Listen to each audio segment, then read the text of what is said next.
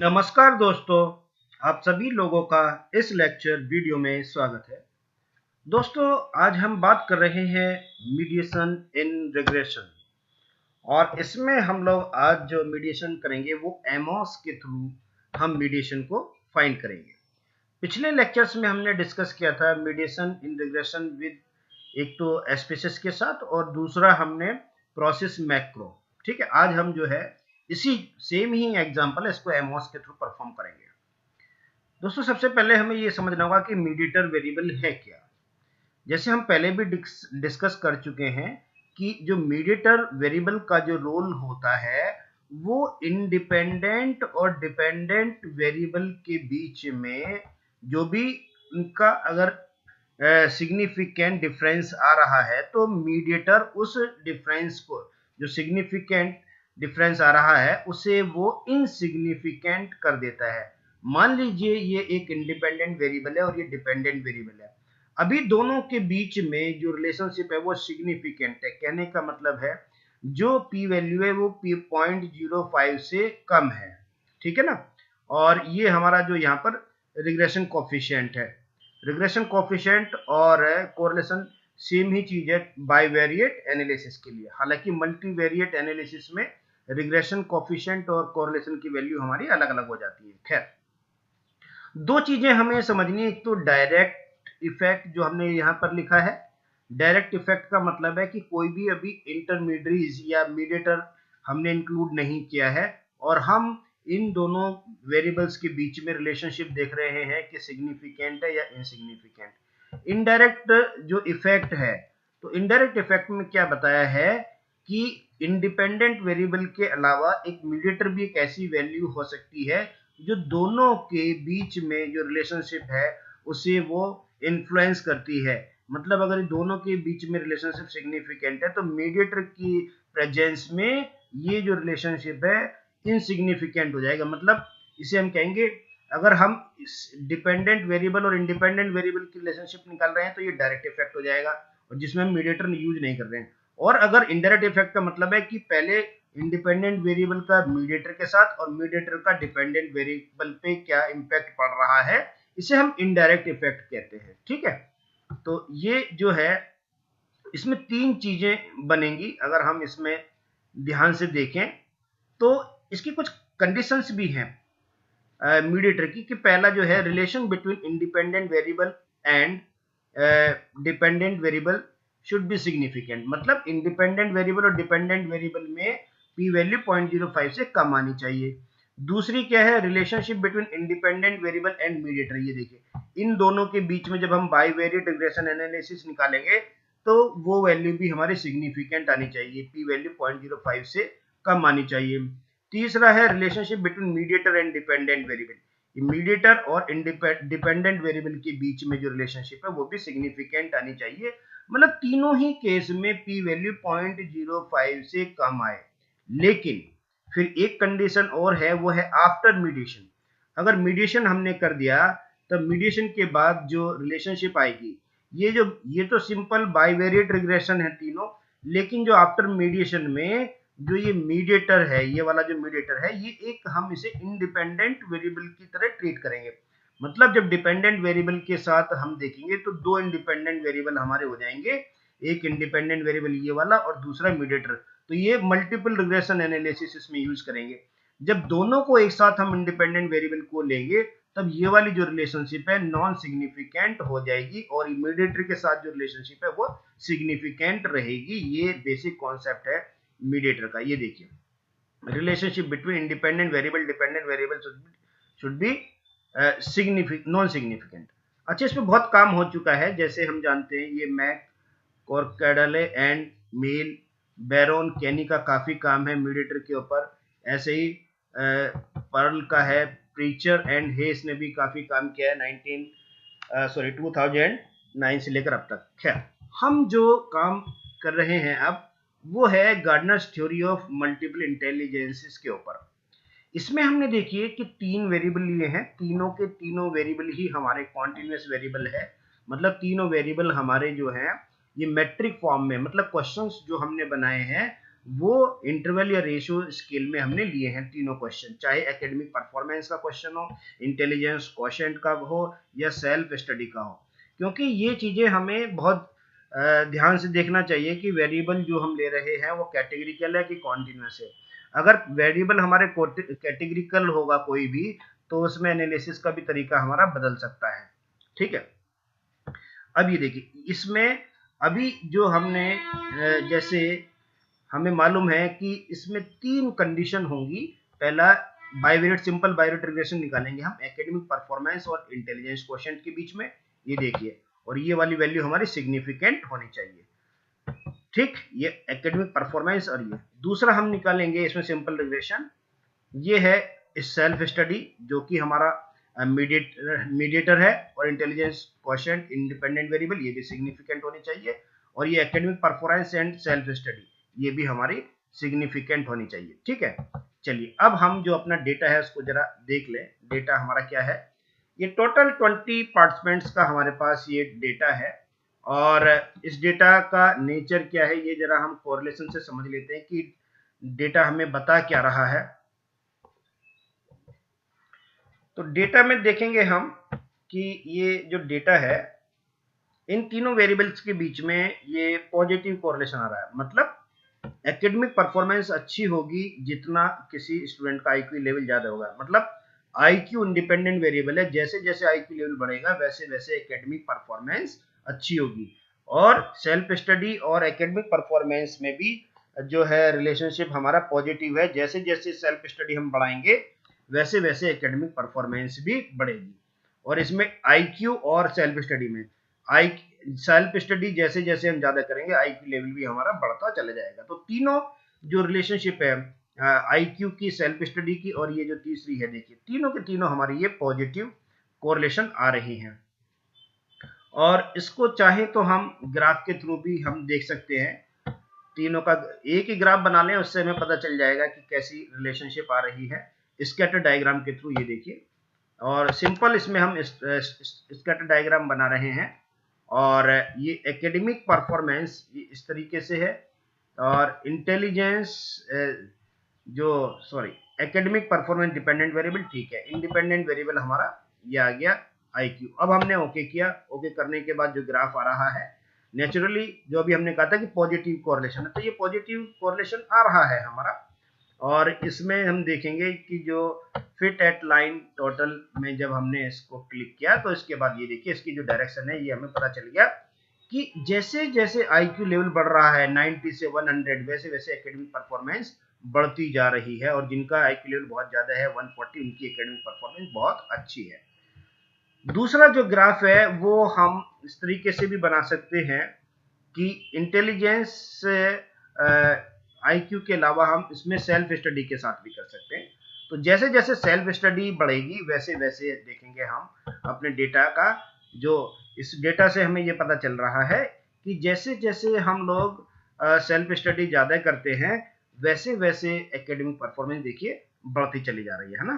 तो जैसे जैसे सेल्फ स्टडी हम 2 आवर्स, 3 आवर्स, 4 आवर्स, 5 आवर्स, ये जो भी है इसको देखिएगा कि जैसे जैसे ये बढ़ रही है वैसे वैसे एकेडमिक परफॉर्मेंस बढ़ रही है। तीसरा एक और हम ग्राफ देख लें जिसमें उसमें भी पॉजिटिव कोरिलेशन आ रहा था, ये था सेल्फ स्टडी और ये क्या कहते हैं आईक्यू एंड सेल्फ स्टडी। तो आईक्यू हमने यहाँ लिया और जो सेल्फ स्टडी है ये मॉडरेटर है, इसको हमने यहाँ पर लिया। एक मिनट, सेल्फ स्टडी ये और आईक्यू हमारा जो है ये आ गया इंडिपेंडेंट वेरिएबल, ये देखिए। तो यहाँ पे भी हमें पता चल रहा है आईक्यू लेवल जैसे जैसे बढ़ रहा है सेल्फ स्टडी भी हमारी वैसे वैसे बढ़ रही है। ठीक है ना। तो इस तरीके से हमें ग्राफ के थ्रू पता चल गया कि तीनों जो वेरिएबल है वो आपस में हाईली कोरिलेटेड है। चलिए अब हम जो है एमओस का इसमें यूज करेंगे। जो एमओस के थ्रू हम लोग जो है ये बनाएंगे ग्राफ को, जो चार्ट बनेगा हमारा पाथ डायग्राम, उसको देखेंगे। सबसे पहले हमने फाइल अपनी सेलेक्ट करनी है। फाइल जो है मेरे पास ये फाइल है, ठीक है। चलिए फाइल सेलेक्ट करने से पहले अभी पहले हम डेटा को, क्योंकि डेटा अगर हमारा अलग अलग नेचर का हो सकता है तो उसे हम पहले स्टैंडर्ड फॉर्म में बना लेते हैं। तो स्टैंडर्ड फॉर्म में बनाने के लिए क्या करना है हमें, एनालाइज, डेस्क्रिप्टिव स्टैटिस्टिक्स, और ये डेस्क्रिप्टिव में आके तीनों वेरिएबल्स को हमने सिलेक्ट किया, और तीनों वेरिएबल्स को सिलेक्ट करने के बाद हमने इनको ट्रांसफर किया। ये देखिए इस तरीके से हमने इसको तीनों वेरिएबल्स को इधर लेकर आए और स्टैंडर्ड स्कोर हमारे पास आ जाएगा। अब हम एनालिसिस करेंगे तो हमें इंटरप्रिटेशन में थोड़ी आसानी हो जाएगी। देखिए अब हम इन्हीं तीनों वेरिएबल्स को हम जो है यूज करेंगे, तीनों वेरिएबल्स को इसमें, ठीक है। ये तीन वेरिएबल हमारे पास आ गए हैं। अब हमें क्या करना, एक एक करके पहले हमें ये डेटा फाइल जो है अपनी सेलेक्ट कर लेनी है। डेटा फाइल सेलेक्ट कर लिया हमने, जो ये हमारा डेस्कटॉप पर डेटा है, और एकेडमिक परफॉर्मेंस नाम से फाइल है। ये एकेडमिक परफॉर्मेंस नाम से 820 का हमारा यहाँ पर सैंपल साइज है, ठीक। अब हमें क्या करना है, ये देखिए यहाँ पर हमारे पास वेरिएबल आ गए। अब 3 बार हमें ना सिंपल रिग्रेशन एनालिसिस निकालना है। एक बार तो एकेडमिक परफॉर्मेंस और आईक्यू के साथ, जैसे ये हमने देखा है। पहला हमें जो पहला केस है academic performance and intelligence quotient के साथ हमें निकालना है। अब ये देखिए एकेडमिक परफॉर्मेंस हमारा डिपेंडेंट वेरिएबल है, इसको अभी हटा देते हैं। ये आईक्यू इधर आ गया, और ये जो हमारा है एकेडमिक परफॉर्मेंस, ठीक है। और ये सिंगल हेडेड एरो ये रिग्रेशन कोफिशिएंट के बारे में बताता है। और इसके बाद जो है हमने एक एरर टर्म लिया। एरर टर्म के बाद इसको हमने कोई नाम दे दिया, इसका ई नाम दे दिया एरर टर्म का। तो ये देखिए हमने यहाँ पर ई लिख दिया और ये आ गया। अब हमें एनालाइज करना है, तो एनालाइज में हमें केवल जो स्टैंडर्डाइज एस्टिमेशन की ही आवश्यकता है, क्योंकि हम रिग्रेशन कोफिशिएंट देखना चाहते हैं कि वो सिग्निफिकेंट है या नहीं, ठीक है। और ये हमने ओके किया। ओके करने के बाद जो है ये सीधा हमने एनालिसिस किया कैलकुलेट, और कैलकुलेट करने के बाद ये हमने 1 डाल दिया। 1 इसलिए डाल दिया हमने कि अभी हम 2 और सिंपल रिग्रेशन एनालिसिस लगाएंगे। ये देखिए ये स्टैंडर्ड फॉर्मेट है, और इसमें वैल्यू आ गई हमारे पास 0.954। और इसका जो आउटपुट देखने के लिए व्यू टेक्स्ट में हम गए, और व्यू टेक्स्ट से देखने के बाद जो हमारे पास ये एस्टिमेट की वैल्यू आ रही है, पी वैल्यू, मतलब ये देखिए एस्टिमेट कितना आ रहा है, 0.945। एस्टिमेट मतलब रिग्रेशन कोफिशिएंट, या ये कोरिलेशन भी होता है। मैंने बताया कि बाइवेरिएट रिग्रेशन में रिग्रेशन कोफिशिएंट और कोरिलेशन की वैल्यू सेम होती है, 0.945 academic performance and intelligence quotient में, और ये सिग्निफिकेंट भी है। और अभी हमने जो अभी इसके थ्रू निकाली थी एसपीएसएस से कोरिलेशन तीनों का, तो इससे हम चेक भी कर सकते हैं कि क्या ये वैल्यू हमारी सही है या नहीं है। तो ये देखिए 0.945 आईक्यू और एकेडमिक परफॉर्मेंस में जो वैल्यू आ गई हमारी 0.954 आ गया, ठीक है। ये देखिए 0.945, और ये सिग्निफिकेंट भी है। अब चलिए हम दूसरी रिलेशनशिप देखते हैं। दूसरी जो रिलेशनशिप है, तो पहले यहां पर हम लिख देते हैं ये हमारा सिग्निफिकेंट आ गया, ठीक है। इसके बाद जो है हम चेक करेंगे सिंपल रिग्रेशन में सेल्फ स्टडी। सेल्फ स्टडी क्या था, मॉडरेटर था, डिपेंडेंट वेरिएबल हो जाएगा इंडिपेंडेंट वेरिएबल की रेस्पेक्ट में।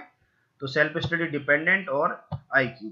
तो अब इसमें जो हम दूसरा एक नया फिर से बाइवेरिएट एनालिसिस इसमें हम करते हैं, और फाइल हमारी वही है। फिर से दोबारा से हम इसको सिलेक्ट करेंगे, तो जितनी बार हम केसेस सेलेक्ट करते हैं फाइल भी हम उतनी बार ही सिलेक्ट कर लेंगे। ये देखिए अब फाइल जो हमारे पास है वही एकेडमिक परफॉर्मेंस की फाइल है, 20 डेटा है। ओके किया हमने, और यहाँ पर आ गया। अब हमें आईक्यू और जो सेल्फ स्टडी है वो लेना है। सेल्फ स्टडी हमारा मॉडरेटर है, तो यहाँ पर डिपेंडेंट वेरिएबल की तरह काम करेगा इंटेलिजेंस क्वोशिएंट के रेस्पेक्ट में। अब इसको थोड़ा सा हमने यहाँ पे इसको मूव किया आगे, और सिंगल हेडेड एरो जो बेसिकली बताता है हमें रिग्रेशन कोफिशिएंट के बारे में। और चूंकि इसमें एक हम एरर टर्म लेंगे, और इसका हमने नाम दे दिया ई, ठीक है ना, नेमिंग भी हमें ही करनी पड़ती है। तो ये ई आ गया। अब हमें एनालिसिस करना है। एनालिसिस में जाएंगे हम सीधा आउटपुट में, ये स्टैंडर्डाइज्ड एस्टिमेट्स, और इसके बाद कैलकुलेट करेंगे। तो देखिए हमारे पास जो वैल्यू है इसको हमने 2 लिख लिया यहाँ पर सेव करने के लिए। ये सेव किया हमने 2 और ये एनालिसिस होकर देखिए ये वैल्यू आ गई हमारे पास 0.96 है ना। और 0.96 अगर हम देखें अपनी एसपीएसएस में जो आउटपुट आया था 0.96 आ गया सेल्फ स्टडी और एकेडमिक और सेल्फ स्टडी और आईक्यू में। ये रहा सेल्फ स्टडी और आईक्यू में देखिए पॉइंट सेल्फ स्टडी और आईक्यू 0.96 लगभग, ठीक है। तो ये जो हमारे पास 0.96 आया इसको हम थोड़ा सा और देख लेते हैं कितनी वैल्यू जो व्यू टेक्स्ट के थ्रू हम चेक करेंगे कि कैसे हमारी वैल्यू आई है। ये देखिए ये एस्टिमेट्स में 0.956 एग्जैक्टली उसने 0.96 दिखाया 0.956 और ये देखेंगे अगर हम 0.956 आईक्यू एंड सेल्फ स्टडी और आईक्यू एंड सेल्फ स्टडी के लिए है ना। तो ये हम देख रहे हैं कि ये सिग्निफिकेंट भी है 0.956 और सिग्निफिकेंट कैसे पता चला हमें क्योंकि p वैल्यू हमारी लेस देन 0.05 है, ट्रिपल स्टार है ना। अगर ये वैल्यू ज्यादा होती है स्टार ना होते 3 तो या 0.05 से ज्यादा होती तो हम कहते हैं नॉन सिग्निफिकेंट है। अब हम तीसरा रिलेशनशिप भी इसी तरीके से देखेंगे। तीसरे रिलेशनशिप में हमें क्या करना है कि ये academic performance and self study, अब ये मॉडरेटर जो है हमारा इंडिपेंडेंट वेरिएबल का तरह काम करेगा एकेडमिक परफॉर्मेंस के साथ। तो इसकी भी जरा हम एक बार वैल्यू देख लेते हैं कि सिग्निफिकेंट आ रही है या नहीं। तो दोस्तों वही फाइल हम फिर से सेलेक्ट करेंगे जो हमारी फाइल है एकेडमिक परफॉर्मेंस वाली एकेडमिक परफॉर्मेंस और इसको हमने ओके किया। ओके करने के बाद जो है स्टैंडर्डाइज्ड एस्टिमेट हमने किया और फिर फाइनली हमें जो सेल्फ स्टडी तो हमारा एक इंडिपेंडेंट वेरिएबल की तरह काम करेगा और एकेडमिक परफॉर्मेंस हमारा डिपेंडेंट वेरिएबल की तरह काम कर रहा है क्योंकि एकेडमिक परफॉर्मेंस डिपेंडेंट वेरिएबल है और सेल्फ स्टडी जो कि मॉडरेटर है वो यहाँ पर एक इंडिपेंडेंट वेरिएबल की तरह काम कर रहा है। अब इनके बीच में भी हम देखते हैं रिलेशनशिप सिग्निफिकेंट है या नहीं है। ये हमने किया और इसमें हमने ये एरर टर्म लिया और इसको हमने नाम दे दिया ई, कोई भी नाम दे सकते हैं, एरर टर्म ई हमने दे दिया। इसके बाद एनालाइज करना है और एनालाइज करने के बाद देखिए हमारे पास ये तीसरे नंबर का भी इसका आउटपुट आ गया और आउटपुट करने के बाद हमारे पास जो डेटा है इसको हम देखेंगे ये वैल्यू आ गई 0.97, ठीक है। ये अप्रोक्सीमेटली देता है, एग्जैक्ट वैल्यू हमको पता चल जाएगी जो उसका व्यू टेक्स्ट है इससे हमें आ जाएगा। ये देखिए एस्टिमेट में 0.96 है ना, उसको 0.97 दे दिया और ये सिग्निफिकेंट है और हम यहाँ पर भी चेक कर सकते हैं 0.966 आ रही होगी वैल्यू। ये देखिए self study and academic performance में। अब दोस्तों हमें मीडिएशन का काम करना है। ये तो काम हो गया, जो पहली कंडीशन थी हमारी वो तो बिल्कुल ठीक हो गई कि तीनों वेरिएबल्स के बीच में आपस में जो भी सिंपल बाइवेरिएट रिग्रेशन हम एनालिसिस यूज करते हैं वो सिग्निफिकेंट होना चाहिए। और जब हम मीडिएशन करेंगे एक साथ लेंगे तब वो जो रिलेशनशिप है हमारी वो एकेडमिक परफॉर्मेंस और जो हमारा आईक्यू लेवल है वो हमारा नॉन सिग्निफिकेंट हो जाना चाहिए। उसको भी हम देखते हैं। देखिए इसका हमने क्या किया है, वही फाइल हम सेलेक्ट करेंगे अपनी एकेडमिक परफॉर्मेंस की। एकेडमिक परफॉर्मेंस की फाइल आ गई। अब ये हमने इसको यहाँ ओके किया। ओके करने के बाद ये हमारे पास यहाँ पर लिस्ट ऑफ वेरिएबल्स आ गए, ये जेड परफॉर्मेंस और आईक्यू और ये सेल्फ स्टडी, ठीक है।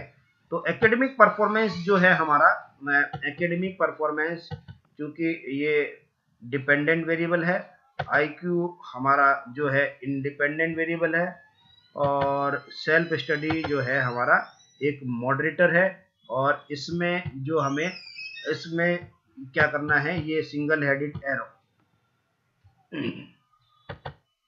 ये देखिए इस तरीके से हमने ये मॉडल अपना बनाया मीडिएटर का। और दो बार डिपेंडेंट, ये भी एंडोजीनियस वेरिएबल है ये भी एंडोजीनियस वेरिएबल है। तो जब एंडोजीनियस वेरिएबल होते हैं तो उसमें हम जो एरर टर्म हमने इसमें लिया। अब इन एरर टर्म का नाम हम E1 E2 रख देते हैं, दोनों का अलग अलग। इसके लिए हमने E1 रखा और दूसरे वाले के लिए हमने जो एरर टर्म है वो E2 रखा। अब हमारा काम कंप्लीट हो गया। अब हमें मॉडल रन करना है सीधा सीधा, जैसे हमने ये हमें केवल स्टैंडर्डाइज्ड एस्टिमेट ही देखना है क्योंकि बेसिकली हमारा पर्पज क्या है कि ये दोनों रिलेशनशिप अब नॉन सिग्निफिकेंट होनी चाहिए और ये दोनों हमारी सिग्निफिकेंट होनी चाहिए। तो ये देखिए हमने इसको कैलकुलेट एस्टिमेट किया, कैलकुलेट एस्टिमेट के बाद हमने इसको सेव किया और सेव करने के बाद जो हमारे पास जो आउटपुट आया देखिए ये इस तरीके से, ठीक है। ये हमारे पास डेटा आ गया, ये डेटा आ गया, देखिए इस तरीके से डेटा आ गया है ना। अब हमें जरा इसका इंटरप्रिटेशन भी कर सकते हैं। इंटरप्रिटेशन के लिए हमें क्या करना है, ये देखिए जो एस्टिमेट मॉडल में अब सेल्फ स्टडी और इंटेलिजेंस क्वोशिएंट है ना, यहाँ पर हम जरा मॉडल को समझ लें। तो ये जो हमारे पास मॉडल था self study and academic performance, ये देखिए self study and intelligence question, sorry, ये जो है इन दोनों के बीच में सिग्निफिकेंट आ रहा है। ये देखिए पी वैल्यू हमारी जो है significant. Academic performance and self study, ये वाली भी हमारी academic performance and self study भी, ये भी हमारी सिग्निफिकेंट आ रही है। और ये वाली जो वैल्यू है ये हमारा नॉन सिग्निफिकेंट आ रहा है, ये वैल्यू जो है हमारा नॉन सिग्निफिकेंट आ रहा है, ठीक है। अच्छा, इसी के साथ ना हम एक डायरेक्ट और इनडायरेक्ट इफेक्ट भी हम देख सकते हैं। इसमें हमारे पास एक ऑप्शन और भी है, अगर हम चाहें इसको, तो ये जब एनालिसिस हम करते हैं तो डायरेक्ट और इनडायरेक्ट इफेक्ट, ये देखिए यहाँ पर इसको हम यहाँ भी टिक करें तो डायरेक्ट और इनडायरेक्ट इफेक्ट भी हमको मिल जाएगा, ठीक है। जैसे हमने वहां पर अलग अलग निकाला था, यहाँ पे हमें हमारे पास जो है डायरेक्ट इनडायरेक्ट इफेक्ट एक साथ आ जाएगा, ये देखिए। फिर हमने यहाँ पे एस्टिमेट के थ्रू गए डायरेक्ट और इनडायरेक्ट इफेक्ट, बस इसको और इंटरप्रिटेशन कर दें तो देखिए ये तो हमारा नॉन सिग्निफिकेंट आ गया। अभी हमने इंटरप्रिटेशन किया था इसका। डायरेक्ट इफेक्ट का मतलब है कि जो हमारा ये वाला डायरेक्ट इफेक्ट ये सिग्निफिकेंट होना चाहिए without presence of self study. ये हमने यहाँ पर इसको समझाने की कोशिश की है। ये देखिए ये डायरेक्ट इफेक्ट है डिपेंडेंट वेरिएबल और इंडिपेंडेंट वेरिएबल के बीच में। डिपेंडेंट वेरिएबल हमारा यहाँ पर क्या था, मैं इस डायग्राम के थ्रू समझता हूँ। Academic performance and intelligence quotient, ये हमारा डायरेक्ट, ये देखिए एक तो टोटल इफेक्ट है और एक है standardize total effect direct effect. ये देखिए ये डायरेक्ट इफेक्ट आ गया। डायरेक्ट इफेक्ट में हमें जो देखना है डायरेक्ट इफेक्ट, एक तो स्टैंडर्डाइज टोटल इफेक्ट आ गया, डायरेक्ट इफेक्ट, ये एकेडमिक परफॉर्मेंस एंड इंटेलिजेंस, ये देखिए इंटेलिजेंस क्वेश्चन, ये कितना आ रहा है हमारा 0.250, ठीक है। और ये हमने क्या निकाला था, ये नॉन सिग्निफिकेंट हमारा आ रहा था, ठीक है। अब नॉन सिग्निफिकेंट, और इसके बाद देखिए ये वाला जो है हमारा ये IQ एंड एकेडमिक परफॉर्मेंस, ये डायरेक्ट इफेक्ट है। जब हम इसको इसके थ्रू लेंगे IQ को सेल्फ स्टडी के साथ और सेल्फ स्टडी को एकेडमिक, ये हमारा इनडायरेक्ट इफेक्ट हो जाएगा। अब इनडायरेक्ट इफेक्ट की भी हम वैल्यू देख लेते हैं। ये देखिए ये तो टोटल इफेक्ट, टोटल इफेक्ट जो है हमारा, टोटल इफेक्ट वो होता है इफेक्ट जब हम मीडिएटर को इंक्लूड कर लेते हैं तो इसे हम टोटल इफेक्ट कहेंगे, और जब मीडिएटर इंक्लूड नहीं होता तब इसको इनडायरेक्ट, तब इसको हम कहेंगे ये वाला इफेक्ट डायरेक्ट इफेक्ट। ये देखिए जैसे हमने यहाँ पर नाम भी दिया है, इसको देखिएगा, ये डायरेक्ट इफेक्ट है सी, और ये हमारा जो है ये टोटल इफेक्ट है। जब मीडिएटर इंक्लूड होता है ना उसको हम टोटल इफेक्ट कहते हैं, और ये हमारा डायरेक्ट इफेक्ट है। अब इसको हम समझ लेते हैं। तो ये इस तरीके से जो अलग अलग, ये तो हमारा जो स्टैंडर्डाइज टोटल इफेक्ट है ये हम पहले ही निकाल चुके हैं IQ और सेल्फ स्टडी में, और IQ और एकेडमिक परफॉर्मेंस में। ये डायरेक्ट इफेक्ट है हमारा जेड सेल्फ स्टडी और ये IQ में, और जेड परफॉर्मेंस में, और ये IQ में। ये जो हमारे पास है डायरेक्ट, ये तीन तरीके से हमें जो मिला है, ये देखिए ये हमारा डायरेक्ट इफेक्ट हो जाएगा अगर हम मीडिएटर इसमें यूज नहीं कर रहे हैं, ठीक है। तो कहने का मतलब यही ही है कि जो मेन जो हमें इंटरप्रिटेशन करना है वो इसी से करना है कि जो इनसिग्निफिकेंट हो गया हमारा एकेडमिक परफॉर्मेंस जो मॉडरेटर की उपस्थिति में, ये देखिए नॉन सिग्निफिकेंट हो गया, और ये हमारे रिग्रेशन कोफिशिएंट्स की वैल्यू तीनों की जो स्टैंडर्ड फॉर्म में है, और बाकी ये टोटल इफेक्ट और जो स्टैंडर्डाइज टोटल इफेक्ट हमने ये यहाँ पर समझ लिया कि किस तरीके से हम डायरेक्ट इफेक्ट और इनडायरेक्ट इफेक्ट को पढ़ते हैं।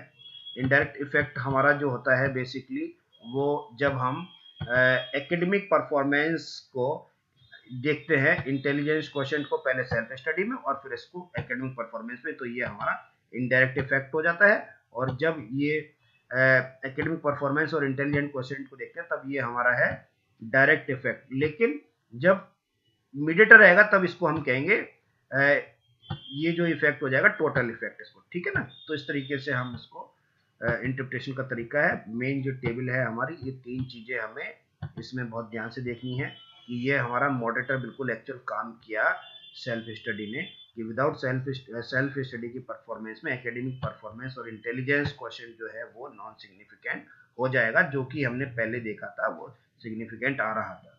थैंक यू वेरी मच दोस्तों।